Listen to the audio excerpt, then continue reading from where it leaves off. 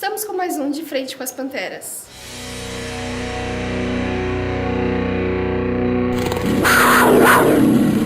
Boa tarde, professor Sábio. Boa tarde a todos, boa tarde à entrevistadora. Por que você optou em escrever um ensaio?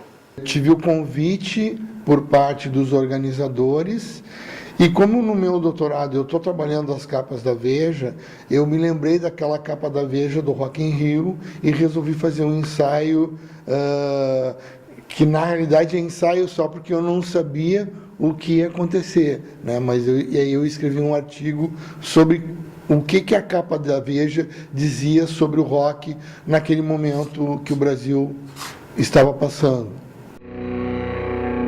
O seu artigo comenta sobre a vinda do rock para o Brasil e as modificações que isso poderia trazer para a sociedade, mas adapta as diferenças. Isso aconteceu de fato?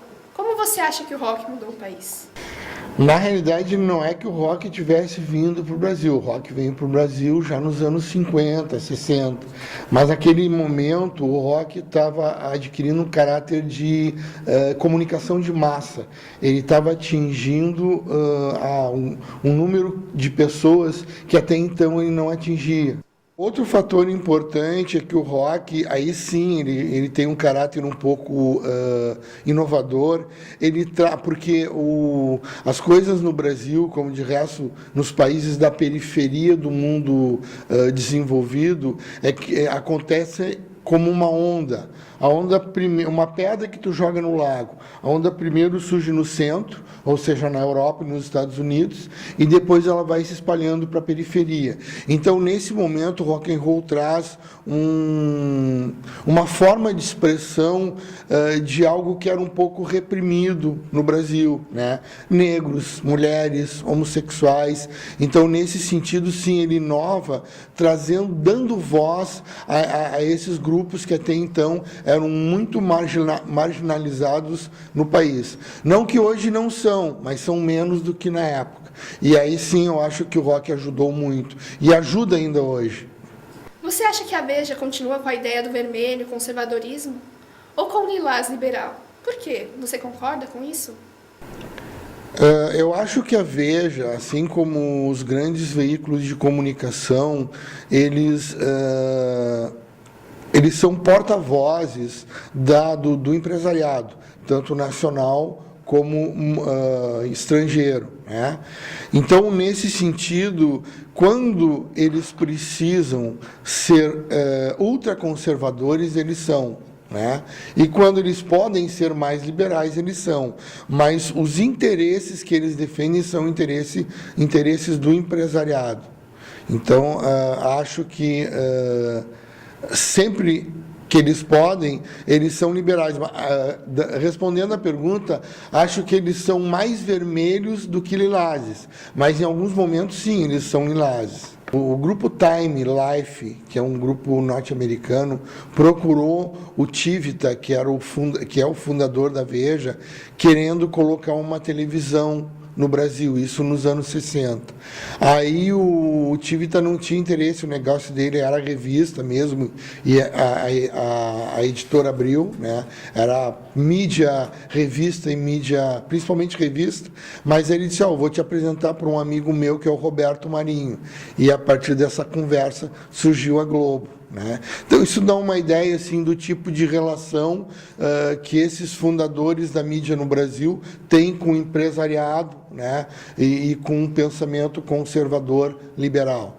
Sim. De acordo com o pensamento atual, quais elementos da capa você acredita que poderiam ser diferentes hoje em dia? Olha, se a gente for pensar, tudo poderia ser diferente, mas o que eu acho que vale na capa é que mesmo se ela fosse republicada hoje, ela ainda seria atual. Né? Se a gente pensar, claro, nós temos aí, a capa é de 85, né? Nós temos 30 anos, né? Então muita coisa mudou, daria para mudar totalmente a capa, mas eu acho que se ela fosse publicada como ela foi lá atrás, ela ainda hoje estaria muito atual. Nos anos 80, o Brasil enfrentava uma situação delicada, o que seria o fim da ditadura. Em seu ensaio é citado que a Veja se coloca na posição de quem tem autoridade para dizer o que é e o que não é o Rock in Rio. Sim. Entretanto, as pessoas estavam fazendo um movimento de ação participativa na política. Então, até que ponto a manipulação realmente existe? Não, eu acho que aí também tem um fenômeno comercial que, assim, uma revista para sobreviver, ela tem que estar sempre ligada no público leitor, né? E, como eu disse, o Rock in Rio marca um momento de massificação do rock. Então, nesse sentido, a revista traz esse tema para a capa dela para chamar, sim, um público, só que é um público formador de opinião. Na teoria da comunicação, a gente tem uma teoria, que é a teoria dos efeitos limitados, que fala no modelo two-step flow, quer dizer, 2 saltos, né? A comunicação, primeiro, busca os líderes de opinião, que, por sua vez, depois de convencidos, vão convencer a massa. Então, acho que surge um pessoal que estava aí entre 20 e 30 anos, que tinha vivido o rock na década anterior e que já era formador de opinião nesse momento, e aí a revista tenta atingir esse público. O senhor acha que a revista teria se apropriado do Rock in Rio para atrair novos leitores? Ou fez apenas pelo prazer de apresentar que algo novo estava vindo para o Brasil? Na realidade, essa capa até acho que não é, porque o rock não era visto naquele momento como algo político. Então, acho que não existe uma manipulação verdadeiramente nessa capa. Né? Acho que mostra um rock, eles não, o Brasil não tinha consciência como o momento brasileiro iria influenciar o rock dali para frente, né?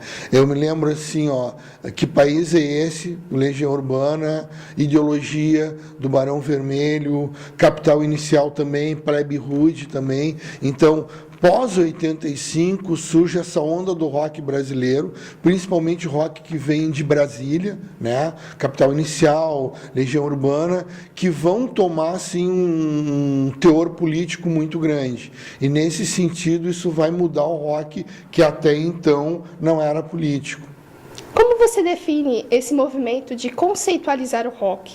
E qual a importância disso para a academia e para a sociedade? Acho que o rock ele faz parte de um conjunto de transformações pelas quais a sociedade passou nos anos 80, né? Existe uma brincadeira na academia, porque para a economia, os economistas chamam a década de 80 de a década perdida, né? Mas para quem está estudando a sociologia ou tendo uma visão sociológica, os anos 80 são a década achada e não a década perdida. Por quê? Porque é um momento que, com o retorno da democracia, todo um conjunto de manifestações culturais que estavam reprimidas foram libertas, né? Dentre elas o rock. Talvez o rock seja um dos grandes porta-vozes de tudo isso que estava reprimido. E do ponto de vista da academia, justamente a gente quer entender a sociedade. E o rock, o estudo do rock nos permite isso, porque ele era, naquele momento, e acho que continua sendo hoje, um porta-voz das aspirações que a sociedade tem para trilhar um caminho de civilização, né? A questão da liberdade, a questão da igualdade, tudo isso estava muito impregnado no rock dos anos 80. Obrigado, professor. Esse foi mais um De Frente com as Panteras. Rar! Okay.